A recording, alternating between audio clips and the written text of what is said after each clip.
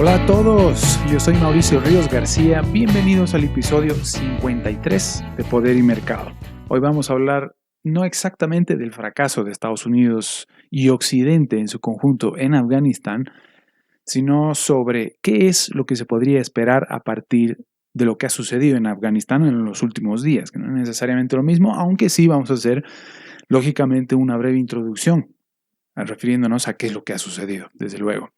Sucede que yo he estado esperando en estos días algunos informes y análisis, aunque sea muy breves y sencillos, del mundo financiero global, del mundo de la protección de activos y demás, sobre cuáles podrían ser las repercusiones de lo que ha venido sucediendo en Afganistán en los últimos días. Y todavía no he visto nada muy sustancial, honestamente, más que en prensa muy general y muy poco especializada en todo caso. Lo que más se ha visto es falsa información en todo caso. Entonces veo que es necesario abordar este tema que con seguridad va a ser algo de lo que se hablará durante mucho más tiempo todavía. Humillación histórica desde la guerra de Vietnam. En septiembre, Estados Unidos llegó a un acuerdo con los talibanes en Qatar, que era la de respetar las reglas de juego, es decir, preservar la república o las reglas dentro de una república o dentro de lo que se podría llamar una democracia, tal como la conocemos en Occidente, una democracia liberal representativa, y que se convirtiera en una fuerza política, que los talibanes eventualmente se convirtieran en una fuerza política legítima y que abandonaran el terrorismo y que abordaran el desarme, por difícil que pueda sonar. Lejos de discutir si era o no buena idea, los talibanes no quisieron hacerlo, así como las Fuerzas Armadas de Afganistán tampoco quisieron hacerse cargo de la situación. Entonces, Estados Unidos decidió irse de Afganistán sin más. Y las consecuencias inmediatas las hemos visto todos en unas imágenes en el aeropuerto afgano, o en el aeropuerto de Kabul, mejor dicho, que superan con mucho la ficción. De acuerdo con Forbes, para hacer un breve recuento, en 20 años, desde el ataque a las Torres Gemelas el 11 de septiembre de 2001, Estados Unidos ha gastado más de 2 billones en la guerra en Afganistán. Eso es cerca de 300 millones de dólares por día, cada día, durante 20 años. O lo que es lo mismo, $50,000 por cada ciudadano afgano en una población de 40 millones de habitantes. En otras palabras, también Estados Unidos ha gastado más tratando de mantener a los talibanes a raya de lo que vale la riqueza neta combinada de alguien como Jeff Bezos, Elon Musk, Bill Gates y los 30 hombres más ricos de Estados Unidos, que le siguen a los tres que he mencionado. Se han dedicado 800,000 millones a los costos directos de la guerra. De estos, 85,000 millones han sido utilizados en el entrenamiento de las fuerzas militares afganas. Se ha dedicado 750 millones solamente al salario de los soldados afganos cada año. La guerra ha dejado detrás 47,000 civiles afganos fallecidos, 69,000 miembros de las fuerzas de seguridad afgana, más de 3,500 militares de la coalición, y de los cuales 2,500 o más de 2,500 han sido soldados estadounidenses. También han fallecido más de 4,000 contratistas y del lado talibán han muerto 51,000 combatientes. Los costos para el tratamiento de soldados heridos en combate superan, al menos hasta ahora, los 300,000 millones de dólares. Los costos de todo esto han sido con cargo a deuda, que agrava la situación considerablemente. Investigadores de la Universidad de Brown han estimado que se han pagado ya 500,000 millones de dólares solamente en intereses de esa deuda. Y calculan que para 2050 los costos solamente en intereses de esta deuda de la guerra en Afganistán van a alcanzar los 6,5 billones con B larga, es decir, 20,000 dólares para cada ciudadano estadounidense por pagar. Simplemente impresionante. En una entrevista con Sabrina Martín de El American, David Grantham, veterano de la guerra de Afganistán, dijo lo siguiente: Biden tenía razón en que en algún momento teníamos que irnos. tenía razón en que nuestra misión se había ampliado más allá de su intención original, lo que llamamos mission creep. Hemos estado en guerra durante 20 años, que ahora vemos que ha cambiado un poco el resultado, tenía razón. Pero la ejecución del plan fue una catástrofe. No está siendo honesto cuando dice que no tenía otra opción. La administración de Trump redujo las tropas durante un año con una pérdida mínima de vidas y amenazó a los talibanes con repercusiones si cruzaban ciertas líneas. Biden simplemente retiró las tropas sin ningún plan, ni condiciones, ni nada. Admitió que la situación fue más rápida de lo que había anticipado, pero no está siendo honesto cuando dice que no tuvo opción para proceder de la manera en que lo hizo.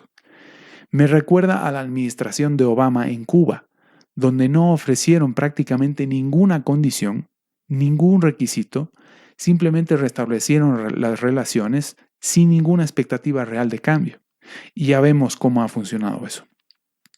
Grantham también comentó sobre lo que dijo Biden, que solamente había aplicado el plan que Trump había trazado el año pasado o hasta el año pasado y que por tanto la culpa de lo sucedido con el retiro de Afganistán era su culpa. Grantham dijo lo siguiente: esto es completamente falso. Biden ha demostrado, ya sea con la política fronteriza de Trump, la política de oleoductos y otras, que cambiará por completo un plan anterior que no le haya gustado. Lo que sabemos es que Biden estaba de acuerdo con retirar las tropas. Lo que sospecho es que Biden pensó que Trump recibiría la culpa por los fracasos anticipados y fue completamente sorprendido por este fracaso imprevisto.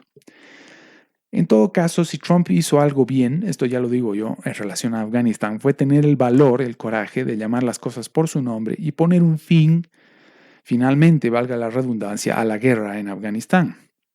Biden reconoció que esta era una buena idea y una buena decisión. Caso contrario, se hubiera echado para atrás en los varios meses que lleva de gobierno. Eso está claro y es justamente lo que está diciendo claramente Grantham. Entonces, ¿qué puede pasar a partir de ahora? Primero, que el 20º aniversario del ataque a las Torres Gemelas, el 11 de septiembre de 2001, se traducirá en una enorme desmoralización de Estados Unidos. Y será muy palpable. Luego, lo que preocupa de Afganistán ahora mismo es que se presente como una fuerza legítima a ser reconocida formalmente por países como Cuba, Venezuela y demás amigos, con la idea de primero convertirse en algo así como un santuario para terroristas de todo tipo, es decir, que el territorio sea defendido por los talibanes, no solo para los talibanes, sino todo aquel que esté dispuesto a pelear contra Occidente con los métodos propios del terrorismo, y a partir de esto exportar su terrorismo al mundo como en un pasado no muy lejano o como hasta hace no mucho tiempo. El 90% de la producción mundial de opio es de Afganistán. El Producto Interno Bruto de Afganistán es de aproximadamente 20,000 millones de dólares, de los cuales 4,000 millones son opio, o de la economía del opio.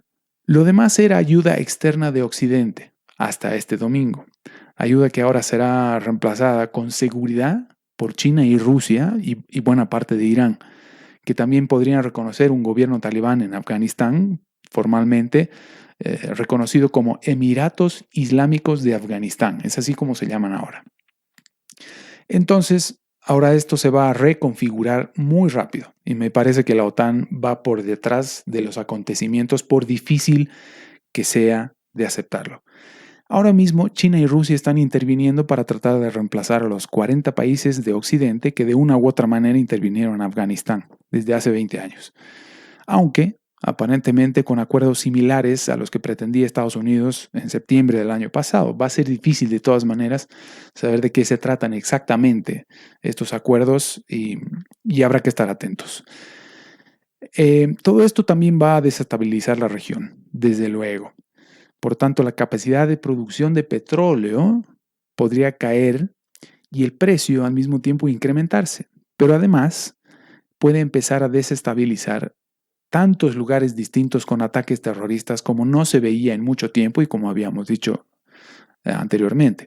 A partir de ahora creo que podría pasar de todo en el vecindario, sobre todo con Irán tan cerca, por ejemplo. Igualmente, los talibanes han heredado bases intactas de los estadounidenses y los aliados, Humvees de Estados Unidos, por ejemplo. De hecho, ya se ha visto a talibanes volando helicópteros americanos. Increíble. Tanto caos, tanto desorden, tanta improvisación. Muchos otros países que ahora están muy enojados y con toda razón, ni siquiera fueron avisados por Estados Unidos sobre los detalles de la evacuación. Así que todo mal. Tengo entendido que en estos días el Consejo de Seguridad de la ONU, si no me equivoco, si es que no de la propia OTAN primero, tendría que reunirse en emergencia eh, y ver qué hace al respecto. Pero es un auténtico desastre. Tampoco está descartado que también haya serios problemas internos entre los propios talibanes a partir de ahora, que haya enfrentamientos entre sus distintas facciones, que las hay. Es decir, a partir de ahora, Afganistán tampoco va a ser una taza de leche para los propios talibanes. Y que por tanto la reacción o la capacidad de acción que puedan tener fuera de Afganistán no está del todo despejada. En este sentido, no va a ser nada raro que países como Estados Unidos, Reino Unido y demás miembros de la OTAN, sobre todo, empiecen a incrementar sus medidas de seguridad como política de prevención del terrorismo, como la hemos visto en el pasado. Probablemente va a ser más difícil, si acaso es posible que sea más difícil en el contexto de la pandemia, ingresar en estos países. No va a ser tan fácil viajar en todo caso por el mundo. Con seguridad que estos países van a incrementar las restricciones hasta donde puedan y como puedan, además de las que ya tenemos por la propia pandemia. Y hemos visto como, por ejemplo, Nueva Zelanda, y creo que le va a seguir Australia, están cerrando por completo las fronteras ante un solo caso nuevo de coronavirus y sus variantes, sus demás variantes. Así que la imaginación puede empezar a volar ahora respecto de lo que pueda empezar a suceder, sobre todo en Occidente. Las libertades se están restringiendo de una manera en que no se habían visto nunca, nunca, o en al menos varios cientos de años. Desde luego, todo esto se traduce en tener cada vez más dificultades para facilitar el comercio internacional que tan golpeado ha estado ya antes incluso de la pandemia, pero sobre todo en la pandemia. Acuérdense de que el petróleo tocó los menos $40 en marzo de 2020. Además, el fracaso en Afganistán va a perseguir a Biden hasta sus últimos días y la prensa no va a dejar de preguntarle de manera insistente, machacona, por este asunto de Afganistán mientras sigue siendo presidente. Por tanto, Kamala Harris, y esto es algo de temer también, que es porque es mucho más posmoderna que el propio Obama y tiene su propia agenda, está muy probablemente cada vez más cerca de la presidencia, incluso mucho antes de las elecciones de 2025. Así que habrá que empezar a ver qué es lo que Kamala Harris y sus seguidores y su entorno más cercano tienen debajo de la manga. En fin, si acaso había algo que añadir a la crisis de la pandemia o la crisis derivada de la pandemia del último año y medio, tenemos el fracaso de Occidente en Afganistán, con lo cual todavía tendremos mucha, pero que mucha tela por cortar. Occidente está en serios problemas. Es increíble lo profundo que ha calado el posmodernismo en el hemisferio. Eso de sentirse culpable por defender determinados valores, o mejor dicho, valores concretos, principios concretos como el de la vida, la propiedad y la búsqueda de la felicidad. Aquellos que hicieron grande a Occidente y le permitieron avanzar hacia la civilización. Lo está perdiendo todo, más por sus errores que por los aciertos de quienes lo atacan. Simplemente increíble. Por cierto, todo esto coincide perfectamente, incluso en el día, la fecha exacta en que se cumplen 50 años de la decisión de Richard Nixon por terminar con el último vínculo que existía entre el dólar estadounidense y el patrón oro. El momento a partir del cual tenemos el sistema monetario internacional actual con tipos de cambio flotantes. Asunto que también se traduce en muchísima tela por cortar por lo que estamos viviendo hoy y vamos a seguir viviendo, con inflación y destrucción no ayuda en absoluto lo que están haciendo el conjunto de bancos centrales alrededor del mundo. Tendremos mucho por ver ya hacia fines de 2021, todo 2022 probablemente en esta materia. De hecho, estamos esperando las minutas de la última reunión de la Reserva Federal, la reunión de Jackson Hole y demás. Pero esto será un tema que probablemente será abordado en este programa un poco más adelante. Voy a dejar 2 entrevistas que recomiendo leer y escuchar en la descripción. Una, la mencionada con David Grantham, que es relativamente breve, pero muy ilustrativa. Y la otra, mucho más importante e interesante todavía, que creo que es de alrededor de 15 minutos apenas, no dejen de escucharla, con Joseph Umire, hablando sobre el tema. Joseph estuvo ya muy amablemente en Poder y Mercado el año pasado. Estuvimos más de una hora hablando sobre estos temas. Y por cierto, en esta entrevista dice que el mayor error de Biden fue subestimar o confiar en que los talibanes cumplirían los acuerdos. Y que de hecho no había plan de evacuación exactamente. Y que probablemente Trump lo hubiera hecho menos peor. Escúchenlo a él. La idea no es necesariamente defender a Trump, porque nadie sabe exactamente cómo podría haber sido la retirada de Trump, porque no está en la presidencia. Pero sí que la decisión la tomó él.